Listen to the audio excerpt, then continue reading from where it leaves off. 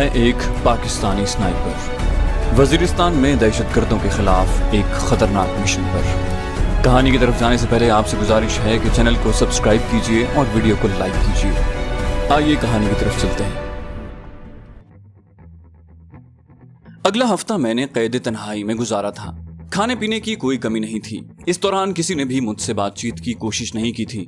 बस औरंगजेब साहब का एक ही पैगाम मुझ तक पहुंचा था कि सरदार छुट्टी पर था और उसका मोबाइल फोन नंबर बंद रहा था। एक हफ्ते बाद औरंगजेब साहब दोबारा मेरे सामने मौजूद थे, मगर मेरे पास उन्हें बताने के लिए कोई नई बात नहीं थी। चंद लम्हे मुझे सवालिया नजरों से घूरने के बाद उन्होंने लब खोले। चलने के लिए तैयार हो? मैंने मुंह खोले बगैर अस्बात में सर हिला दिया। उसने पीछे मुड़कर किसी को आवाज दी, इरफान। जी सर कहते हुए एक नौजवान अंदर दाखिल हुआ। उसने मेरे हाथ पुश्त की तरफ मोड़कर हथकड़ी लगाई और मेरे सर पर काले रंग का कपड़ा चढ़ाकर मुझे हाथ से पकड़कर बाहर ले जाने लगा। अपने साथ चलाते हुए वो मुझे तहखाने से बाहर लाया। तहखाना इसलिए कि मुझे सीढ़ियां चढ़नी पड़ी थी। चंद मोड़ मुड़ने के बाद गाड़ी का दरवाजा खुलने की आवाज आई और उसने मुझे गाड़ी की सीट पर बिठा दिया। गाड़ी स्टार्ट होकर आगे बढ़ गई। ट्रैफिक का शोर एक तसलसल से मेरे कानों में पहुंच रहा था। घंटा डेढ़ घंटा चलने के बाद आहिस्ता आहिस्ता ट्रैफिक का शोर खत्म हुआ। गाड़ी का बार बार रुकना भी मौकूफ हो गया था और उसकी चाल में रिदम आ गई थी। अचानक गाड़ी रुकी और किसी ने मेरे सर पर से वो काला कपड़ा खींचा। वो मेजर औरंगजेब ही था। मेरे सर से कपड़ा उतार कर उसने मेरी हथकड़ी खोली और फिर गाड़ी आगे बढ़ा दी। गाड़ी उस वक्त मोटरवे पर चल रही थी। हम रावलपिंडी से लाहौर की तरफ जा रहे थे। मेजर औरंगजेब ने दुखी लहजे में कहा, जीशान, माजरत खा हूँ, तुम्हारी कोई मदद नहीं कर सका। मैंने कहा, जानता हूँ सर। मेजर को जिम्मेदार ठहराना किसी भी तौर मुनासिब नहीं था। वो बोले, वैसे तुमने घर आने की गलती कैसे की? मैंने कहा, मैं पलवशा को घर छोड़कर अफगानिस्तान जाना चाहता था। वो बोले, तुम्हारी इत्तला के लिए अर्ज है कि सरदार खान और तुम्हारी नई नवेली दुल्हन परसों वजीरिस्तान के लिए निकल गए हैं। सरदार खान महीना छुट्टी पर है और अपनी छुट्टी वो तुम्हारी बेगुनाही के सबूत इकट्ठे करने गुजारेगा। मैं गड़बड़ा गया, मगर पलवशा? वो बोले, जी ये सारा मंसूबा उसी का है। वो तो अकेली ही रवाना हो रही थी, मगर सरदार खान ने उसे अकेले जाने की इजाजत न दी और खुद भी उसके साथ रवाना हो गया। मैंने पूछा, आपको कैसे पता चला? वो बोला, सरदार खान की परसों मुझसे बात हुई थी। मैंने उसे रोकने की कोशिश की, मगर वो कहने लगा कि वो अपनी बहन को अकेला नहीं छोड़ सकता और पलवशा किसी सूरत रुकने को तैयार नहीं थी। मैंने परेशानी के आलम में खुद कलामी की। पता नहीं अब्बू जान ने उसे कैसे जाने की इजाजत दे दी हो। ये अल्फाज मेरे होंठों पर थे कि औरंगजेब साहब के हाथों में स्टीयरिंग लहराया और कार सड़क से उतरकर तेजी से ढलान में उतर गई। आगे एक कीकर का बड़ा दरख्त खड़ा था। उसके मजबूत तने से टकरा कर कार एक जानिब मुड़ गई। औरंगजेब साहब का सर जोरदार अंदाज में स्टीयरिंग से टकराया। मैंने भी डैशबोर्ड पर हाथ टेक कर बमुश्किल अपना सर डैशबोर्ड से टकराने से रोका। मैंने औरंगजेब साहब को संभालना चाहा। सर, आप ठीक हैं? उसने मानी खेज मुस्कुराहट से कहा, मैं ठीक हूँ जवान। ऐसी सूरत हाल का फायदा न उठाना बेवकूफी होती है। मैंने पूछा, क्या मतलब सर? वो बोला, क्या तुम पलवशा और सरदार खान के पीछे जाकर अपनी बेगुनाही के सबूत नहीं ढूंढना चाहते? मैंने कहा, मगर आप?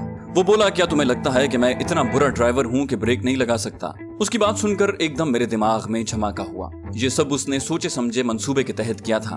मैंने कहा, शुक्रिया सर। उसका मतमे नजर जानते ही मैंने उसका हाथ थाम कर मुसाफा किया और कार से बाहर निकल गया। उसने जेब से बटवा निकाल कर चंद बड़ी मालियत के नोट मेरी जानिब बढ़ाए। ये कुछ रकम भी लेते जाओ और घर का रुख न करना। और उसके साथ ही कमर से बंधा हुआ भरा हुआ पिस्तौल और खाली मैगजीन भी मेरी जानिब बढ़ा दिया। उसका एहसान शुक्रिया से बड़ा था। मैंने रकम और पिस्तौल पकड़कर वहां से भागते हुए दूर जाने की कोशिश की। मुझे जल्द से जल्द वजीरिस्तान पहुंचना था, बल्कि पलवशा की हिफाजत के लिए मैंने घर आने का खतरा मोल लिया था और वो मोहतरमा मेरे लिए दोबारा खतरों में कूद पड़ी थी। थोड़ी दूर आते ही अचानक मुझे लगा कि सड़क से दूर हटना बेवकूफी होगी। सड़क ही पर मुझे कोई गाड़ी मिल सकती थी। मैंने अपना रुख तब्दील किया और दोबारा सड़क की तरफ बढ़ने लगा। औरंगजेब साहब की कार मुझसे फरलांग भर पीछे रह गई थी और वो अभी तक कार से बाहर नहीं निकला था।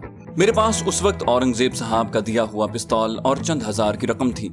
मेरा सर्विस कार्ड और कौमी शनाख्ती कार्ड तलाशी के दौरान निकाल लिए गए थे। अलबत्ता घर में मेरा नकली शनाख्ती कार्ड मौजूद था जो सलीम शाह के नाम से बना हुआ था, लेकिन उसके साथ ये भी हकीकत थी कि औरंगजेब साहब ने मुझे घर जाने से मना किया था। यकीनन थोड़ी देर तक वो अपने साथ पेश आने वाले हादसे की इत्तला हेडक्वार्टर तक पहुंचा देता और दुनिया की तेज रफ्तार एजेंसी मेरी तलाश में निकल पड़ती। अब मेरा मुकाबला दहशतगर्दों और अमरीकियों के साथ साथ ISI के साथ भी था और मेरे लिए सबसे बड़ा मसला ISI ही थी, क्योंकि मैं अपने वतन के किसी मुहाफिज के खिलाफ कोई कदम नहीं उठा सकता था। इसके बरक्स उनकी नजर में मैं मुजरिम था, पाकिस्तान आर्मी के कई जवानों और ऑफिसर्स का कातिल। ऐसे गद्दार के लिए यकीनन उनके दिल में जर्रा भर भी रहम मौजूद नहीं होना चाहिए था। मुझे ज्यादा फासला तय नहीं करना पड़ा था। सड़क के किनारे बने हुए होटल को देखकर मैं उसी जानिब मुड़ गया। यूं भी मोटरवे पर थोड़े थोड़े फासले पर मुसाफिरों के लिए होटल बने हुए हैं, जहां वो खाने पीने के साथ ताज़ा दम भी हो सकते हैं, और नमाज का वक्त हो तो मस्जिद की सहूलत भी मौजूद है। उस वक्त होटल पर सिर्फ एक गाड़ी ही रुकी हुई थी जो लाहौर से रावलपिंडी जा रही थी। मुसाफिर नीचे उतरकर खाने पीने में मशगूल थे। दोपहर 12 बजे का वक्त था। मैंने भी मौका गनीमत जानते हुए जल्दी जल्दी खाना खाया और बिल चुकाकर गाड़ी की तरफ बढ़ गया। मुसाफिर गाड़ी में बैठना शुरू हो गए थे।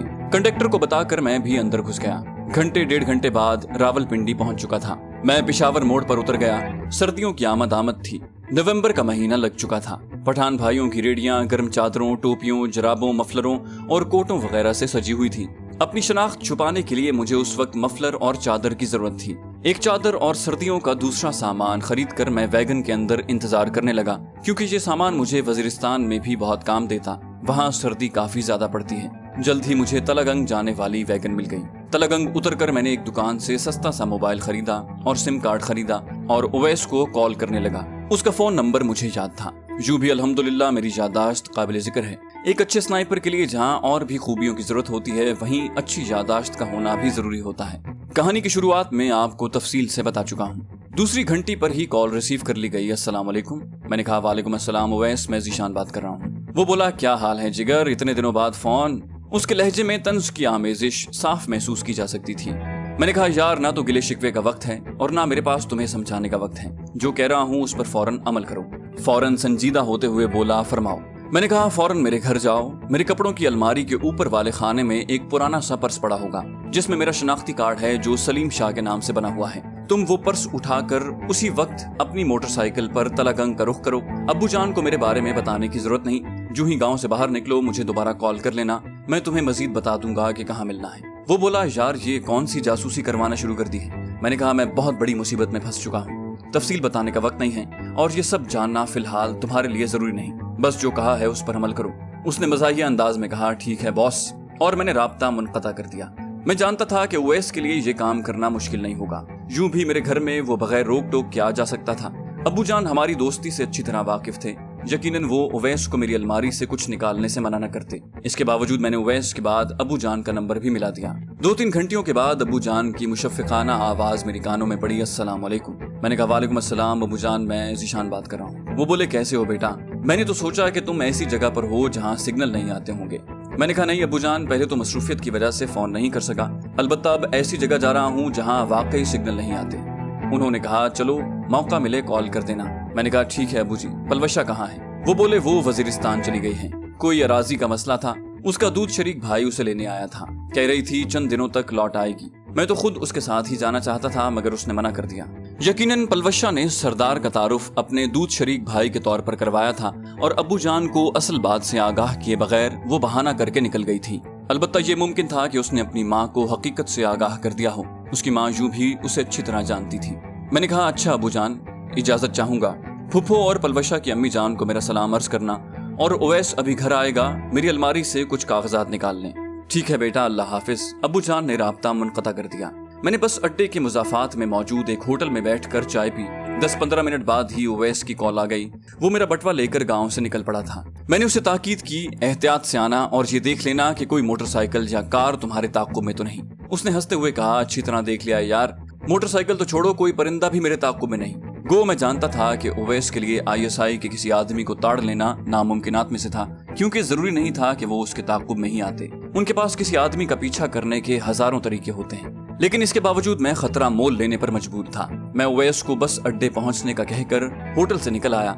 सड़क पर एक रेडी वाले के पास खड़े होकर मैं थोड़ी सी मूंगफली खरीद कर ढूंढने लगा।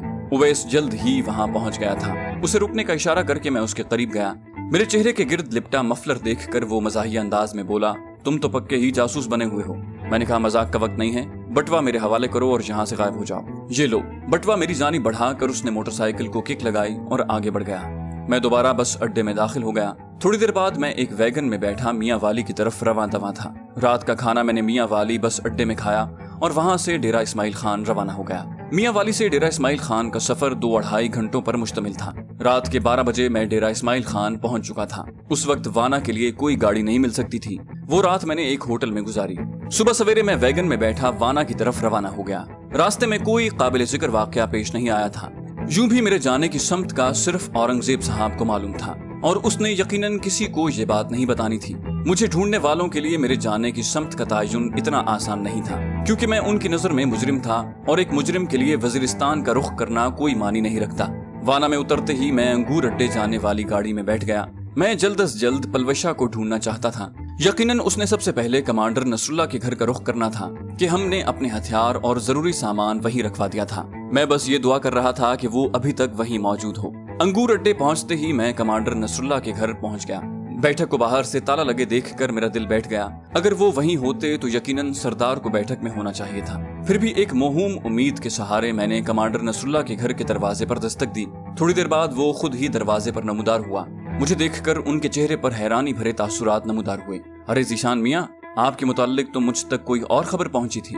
मैंने उनसे मौनिका करते हुए जवाब दिया, आपने ठीक सुना था चचा जान, मैं किसी दोस्त की मदद से फरार हुआ हूँ। वो मुझे बैठक की तरफ ले जाते हुए बोले, वैसे ये आपने अच्छा नहीं किया, अब तो आपके महकमे का शक यकीन में बदल जाएगा।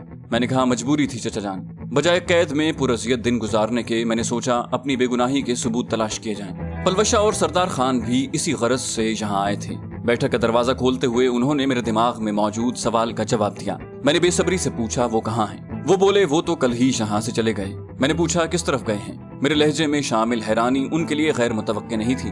वो बोले, अफगानिस्तान, क्योंकि सनोबर खान की मौत के बाद यहाँ कोई अमरीकी नहीं बचा। अलाम खेल का नया मलिक एक शरीफ आदमी है। सनोबर खान का लश्कर करीबन बिखर गया है। कुछ लोग डम्बरियानी के मलिक शकलैन से जा मिले हैं, जो सनोबर खान का हलीफ जरूर था मगर दहशत गर्दाना कार्रवाइयों में मुलव्विस नहीं था। वो सिर्फ असलहे और नशा आवर अशिया की स्मगलिंग करता है। अब अमरीकियों की नजरें तोरे खार के मलिक फिरोज खान पर लगी हैं। वो स्मगलिंग के साथ दहशत गर्दाना कार्रवाइयों में भी हिस्सा लेता रहा है, लेकिन इससे पहले वो सनोबर खान से अहकामात लेता था।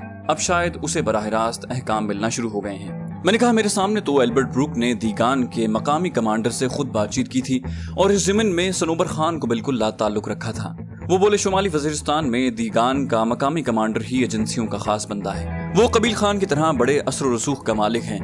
दत्ता खेल, मीरान शाह, गरलामई, बका खेल और मीर अली वगैरह के इलाकों में गुलबदीन खान ही दहशत गर्दाना कार्रवाइयां करवाता है। मैंने पूछा, क्या वो सारे इलाकों का अकेला सरदार है? वो बोला, नहीं, हर इलाके का अपना मलिक है। इनमें कुछ मुहिब वतन हैं और कुछ दहशतगर्द हैं, जबकि कुछ सिर्फ स्मगलर हैं। लेकिन गुलबदीन को हर इलाके में ऐसे किराए के आदमी मिल जाते हैं जो पैसे लेकर वतन मुखालिफ कार्रवाइयों में उसका साथ दें। मैंने पूछा, यकीनन पलवशा और सरदार हमारा रखवाया हुआ सामान साथ ले गए होंगे? उन्होंने कुछ कहे बिना असबात में सर हिलाया। मैंने कहा, अब मैंने भी अफगानिस्तान का ही रुख करना है, क्या आप बता सकते हैं कि पलवशा और सरदार किस रास्ते से गए हैं और वहाँ उन्होंने किस जगह ठहरना है? वो बोले, वो अंगूर अड्डे की तरफ से अफगानिस्तान में दाखिल हुए हैं। उन्हें मैंने रास्ता बता दिया था। मुजाहिदीन के कुछ अड्डों की तरफ भी रहनुमाई कर दी थी। अब ये मालूम नहीं कि वो किस जगह ठहरेंगे या अपने काम का आगाज कैसे करेंगे। ठंडा सांस लेते हुए मैं गहरी सोच में खो गया। इतने बड़े मुल्क में दो आदमियों को ढूंढना समंदर में गिरी हुई सुई तलाश करने के मुतरादिफ था। पलवशा ने मेरी परेशानियों में कई गुना इजाफा कर दिया था। गो वो सब कुछ मेरी मोहब्बत के ज़रिए असर कर रही थी, लेकिन इसकी वजह से मैं अपने काम पर सही तवज्जो देने के काबिल नहीं रहा था। सरदार खान मेरा मुखलिस दोस्त था, लेकिन क्या वो पलवशा की हिफाजत कर पाता, इस बारे में मेरा दिल मुतमईन नहीं था। मेरी खामोशी को तवील होता देखकर वो पूछे बिना रह न पाए, किन सोचों में खो गए। मैंने कहा, चचा जान, पिछले दिनों हमने काफी सारे हथियार कारी गुलाम मोहम्मद साहब के हवाले किए थे, जिनमें दर्जन भर ड्रैगनॉफ राइफल्स और उनका एमुनिशन भी था। वो बोले, हाँ मुझे पता चला है। मैंने कहा, क्या उनमें से एक ड्रैगनॉफ मुझे मिल सकती है? वो बोले, मुश्किल है, क्योंकि वो तमाम हथियार अफगानिस्तान भेजे जा चुके हैं। मैंने हैरानी से पूछा, तो क्या यहाँ कैंप में कोई ड्रैगनॉफ राइफल मौजूद नहीं? वो वजाहत करते हुए बोले, अगर कोई भी ड्रैगनॉफ राइफल चाहिए तो जरूर मिलेगी। मैंने सोचा शायद आपको नई वाली ड्रैगनॉफ चाहिए। मैंने कहा, नई पुरानी छोड़ें चचा जान, मुझे कोई सी भी स्नाइपर राइफल मिल जाए काम चल जाएगा। वो बोले, एक मशवरा दूं? मैं इनकिसारी से बोला, आप हुक्म भी दे सकते हैं। वो पूछने लगा, आपने भी अफगानिस्तान का रुख करना होगा? मैंने पूछा, इसके अलावा कोई चारा? वो बोले, तो क्लैशनकोफ साथ ले जाओ, क्योंकि आप किसी ऐसे मिशन पर नहीं जा रहे जिसमें खुसूसी तौर पर किसी को दूर से निशाना बनाना होगा। आपने अपनी बेगुनाही के सबूत ढूंढने हैं और अपनी बीवी को तलाश करना है, और आम हालात में क्लैशनकोफ स्नाइपर राइफल से कई गुना ज्यादा मुफीद है। इसलिए बेहतर होगा कि स्नाइपर राइफल का वजन साथ फिराने की बजाय क्लैशनकोफ को साथ रखो। मैंने उनके साथ मुत्तफिक होने में एक लम्हा भी न लगाया। आप ठीक कह रहे हैं। वो खुश होते हुए बोले, तो बस मेरे पास एक बेहतरीन क्लैशनकोफ मौजूद है, वही तुम लेते जाओ। मैंने कहा, ठीक है चचा जान, आप क्लैशनकोफ ले आए, क्योंकि मैं थोड़ी देर तक अफगानिस्तान के लिए निकलना चाहता हूँ। उन्होंने शफकत से कहा, पागल तो नहीं हो गए? अभी तो आए हो, अभी तक तो मैंने चाय का भी नहीं पूछा। मैंने कहा, चचा जान, ये मेरा अपना घर है, बाकी मैं चाहता हूँ कि जितना जल्दी हो सके पलवशा और सरदार को ढूंढ लूं। वो बोले, देखो बेटा, हकीकत तो ये है कि उन दोनों को तलाश करना आसान नहीं। अब वो किस्मत ही से मिलेंगे, उनको ढूंढने की धुन में खुद को बहुत ज्यादा जोखिम में न डालो। मैंने कहा, तो क्या उन्हें उनके हाल पर छोड़ दूं? वो बोले, मैंने ऐसा कब कहा? आप जरूर उनकी तलाश में निकलें, लेकिन जरूरी तो नहीं कि बगैर एक दिन आराम किए आप आगे भाग पड़ें। आज की रात मुझे अपनी खिदमत का मौका दो, आराम कर लो, रास्ते के बारे में मालूमात ले लो और आगे का कोई लायामल तय कर लो। एक लम्हा सोच में डूबे रहने के बाद मुझे उनका मशवरा काबिल अमल लगा। मेरी रजामंदी पाकर वो खुश हो गए थे। मेरे रुकने की बाबत तय होते ही उन्होंने पूछा, खाना ले आऊं? मैंने कहा, फिलहाल तो अच्छी सी चाय पिलवा दें, खाना रात को खाऊंगा। अगर अभी खा लिया तो रात को नहीं खाया जाएगा। और कमांडर नसरुल्लाह अस्बात में सर हिलाते हुए बैठक से निकल गए। मैं आगे के लाए अमल के बारे में सोचने लगा। अपनी बेगुनाही के सबूत हासिल करना कोई आसान काम नहीं था। काम शुरू करने का कोई वाज़ेह तरीका भी मेरे जहन में नहीं था। अफगानिस्तान का इलाका मेरे लिए बिल्कुल अनजान और नया था। वहाँ के हालात के बारे में कोई वाज़ेह तस्वीर मेरे जहन में मौजूद नहीं थी। फिर वहाँ पर अमरीकन करीबन कलाबंद ही थे। मैं उन्हें जानी नुकसान पहुंचाने के मंसूबे तो सोच सकता था, उन्हें ब्लैकमेल करके अपनी बेगुनाही के सबूत हासिल करने का कोई मंसूबा मुझे नहीं सूझ रहा था। ले दे के यही एक तरीका था कि मैं अफगानिस्तान जाकर ही कोई मुनासिब मंसूबा सोचूं और अपने काम की शुरुआत करूं। उसके साथ ये भी हकीकत थी कि अफगानिस्तान एक बहुत बड़ा मुल्क है और वहाँ पर एल्बर्ट ब्रूक और कर्नल कॉलिन फील्ड को तलाश करना अगर नामुमकिन नहीं तो बहुत ज्यादा मुश्किल जरूर था। एल्बर्ट ब्रूक वगैरह का मैं इसलिए कह रहा हूँ कि मेरे खिलाफ वही काम कर रहे थे। अब ये कहना तो मजाक ही होता कि पूरे अफगानिस्तान में मौजूद अमरीकन मुझसे वाकिफ होते या मेरे खिलाफ सरगर्म अमल होते। गो इसमें कोई शुबा नहीं था कि अफगानिस्तान में अमरीकियों की मौजूदगी दहशतगर्दों की वजह से नहीं है। न अमरीका पाकिस्तान या दुनिया का इतना बड़ा खैरखा है कि उसने अपनी इतनी बड़ी फौज, हथियार और रुपया अफगान जंग में झोंक दिया है। जहां तक वर्ल्ड ट्रेड सेंटर की तबाही का मामला है तो अमेरिका के तई उसके मुजरिम उसामा बिन लादेन को अमेरिका ने अपने अंजाम तक पहुंचा दिया है। फिर अब वो यहाँ क्या ढूंढ रहा है? अगर हम इस सारी जंग का जायजा लें तो अमेरिका के मकसद को खोजना और दहशतगर्दी की लहर का अंदाजा लगाना चंदा दुश्वार नहीं है। जैसा कि सब जानते हैं कि इस जंग का आगाज 11 सितंबर 2001 को हुआ। कहा गया कि 2 हवाई जहाज हाईजैक हुए और दोनों जहाज वर्ल्ड ट्रेड सेंटर की इमारत के साथ चंद सेकंड के वक्फे से आकर टकराए, जिससे वो तमाम इमारत मिट्टी का ढेर बन गई। अब जहां सबसे पहला सवाल तो यही पैदा होता है कि इतनी बड़ी इमारत जिसके सामने जहाज एक खिलौने की तरह नजर आ रहा है, क्या जहाज के टकराने से वो मलबे का ढेर बन सकती है? यकीनन नहीं। इसका साफ मतलब यही है कि इमारत की तबाही में जहाजों का टकराना हाथी के दांत की तरह है। असल मामला कोई और था। अमेरिका को अफगानिस्तान में मदाखलत का बहाना चाहिए था और इस तरह उसने दुनिया की हमदर्दियां समेट कर वो बहाना पैदा किया। अब दूसरा सवाल ये पैदा होता है कि अमेरिका को ये करने की जरूरत क्यों पेश आई? तो ये एक ऐसा सवाल है जिस पर हजारों सफ़हात लिखना भी कम पड़ जाएंगे। मुख्तसरन अगर कहा जाए तो दुनिया के हर उस खित्ते में अमेरिका ने अपनी अफवाज भेजी जहां से वो कोई फायदा हासिल कर सकता था। इराक पर हमला हुआ तेल की दौलत पर कब्जा करने के लिए। सोमालिया, कॉन्गो वगैरह में यूनाइटेड नेशन की अफवाज भेजी गई कि वहां हीरे की कानें हैं। अफगानिस्तान पर कब्जा हुआ कि दुनिया भर में यहाँ पोस्ट की काश्त सबसे ज्यादा होती है और अमेरिका की एजेंसियां नशा आवर अद्वियात की सबसे बड़ी सप्लायर हैं। दूसरी बात, जंग के लिए जारी रहने में अमेरिका के असलहे की फैक्ट्रियां चल सकती हैं। और तीसरी बात यह है कि असल तालिबान जो दीन इस्लाम की सही शक्ल सामने लेकर आए थे, जिन्होंने अफगानिस्तान में अमन कायम कर दिया था, उन्हें गलत साबित करना है। और आज देख लें, सन 2000 तक तालिबान का नाम किस इज्जत से लिया जाता था और पाकिस्तानी अवाम उनसे कितनी मोहब्बत करते थे और आज वो किस मकाम पर हैं। इस मकसद के लिए दहशतगर्द तंजीमें खड़ी की गईं, जिन्होंने इस्लाम का लेबल लगाकर हर वो काम किया जो शायद शैतान भी न कर सके। रॉ, मोसाद, फ्रीमेसन और बाकी इस्लाम मुखालिफ एजेंसियों की हर कार्रवाई की जिम्मेदारी इन मुजाहिदीन का लिबादा ओढ़ने वाले मलूनों ने कबूल की। मसाजिद, इमाम बारगाहों, बुजुर्गों के मज़ारात, स्कूलों और अस्पतालों में दहशतगर्दी करने के बारे में सोचा भी नहीं जा सकता, मगर मकसद चूंकि इस्लाम को बदनाम करना, जिहाद की गलत ताबीर पेश करना, इसलिए बहुत बड़े पैमाने पर ये कार्रवाइयां अमल में लाई गईं। और अजीब बात यह है कि इस्लाम के नाम लेवाओं ने न तो कभी किसी फहाशी के अड्डे को निशाना बनाया और न किसी 2 नंबर काम करने वाले को। और हमारा मीडिया भी इस ज़िमन में इस्लाम मुखालिफ प्रोग्राम चलाकर हुनूद और यहूद और नसारा के एजेंडे पर काम करता रहा। हमारी आवाम ऐसी भोली भाली है कि जो टीवी पर देखा उसे कुरान और हदीस से भी ज्यादा अहमियत देती है। इस ज़मीन में ये भी याद रखें कि अमेरिका के मकासद अभी तक पूरे नहीं हुए। मुल्क के खुदादात को खत्म करने के लिए उसकी नजर इस्लाम को बदनाम करने के बाद पाक आर्मी पर लगी है, जिसकी शुरुआत वो कर चुका है। दहशतगर्दी के पीछे वर्दी के नारे, मंजूर पश्तीन नामी गद्दार की हर्जा सराई और हमारे देसी लिबरल्स की जबान से फौज मुखालिफ बातें इस बात का बैयन सबूत हैं। लेकिन मुझे अपनी बेगुनाही के सबूत ढूंढने थे और ऐसा करने के लिए मेरे पास कोई वाज़ेह लायामल मौजूद नहीं था। اس کے ساتھ پلوشا کی تلاش ایک علیحدہ سردرد تھی۔ اس جذباتی لڑکی سے کچھ بعید نہیں تھا کہ میری بے گناہی کے ثبوت ڈھونڈتے خود کو مشکل میں پھنسا دیتی۔ میری وجہ سے اب وہ بھی البرٹ بروک وغیرہ کی نظر میں ایک دشمن ہی تھی۔ اس پر قابو پانے کے بعد جانے وہ اس کے ساتھ کیا سلوک کرتے۔ ایک خوبصورت لڑکی کا ایسے درندوں کے چنگل میں پھنس جانا ایک مرد کی نسبت زیادہ تکلیف دہ اور اذیتناک ہوتا ہے۔ عورت کو جان کے ساتھ عزت کا مسئلہ بھی درپیش ہوتا ہے اور اپنی عصمت کی حفاظت اس کے لیے اپنی جان سے زیادہ معنی رکھتی ہے۔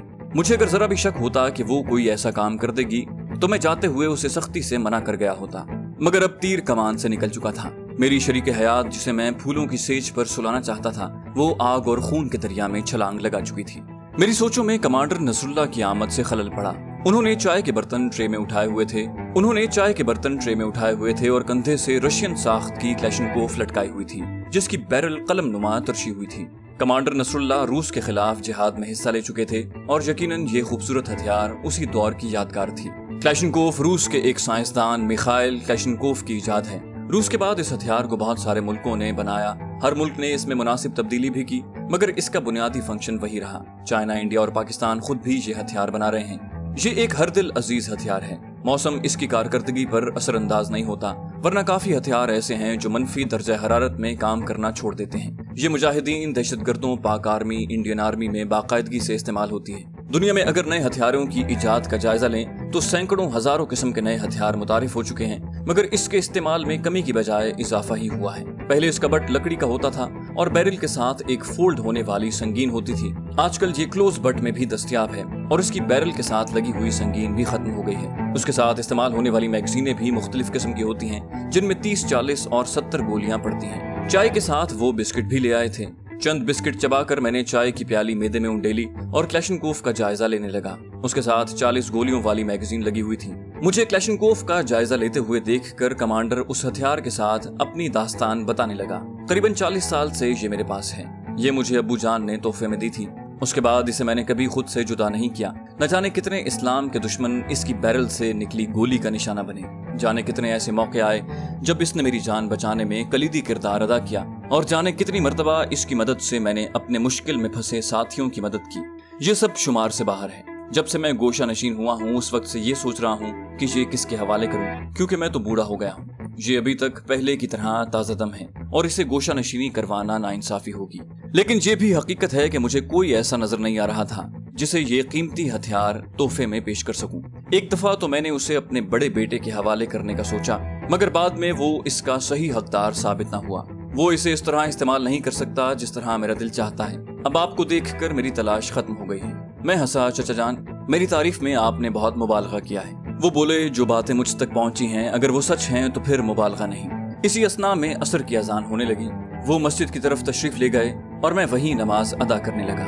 ان کی واپسی پر میں نے انہیں کہہ کر بازار سے ابتدائی طبی امداد کا کچھ سامان منگوا لیا، جس میں painkillers, antibiotic, injection اور ابتدائی طبی امداد کی کوئی اور ضروری چیزیں شامل تھیں۔ میں جس علاقے میں جا رہا تھا وہاں کچھ بھی ہو سکتا تھا اور یہ سامان میرے لیے بہت ضروری تھا۔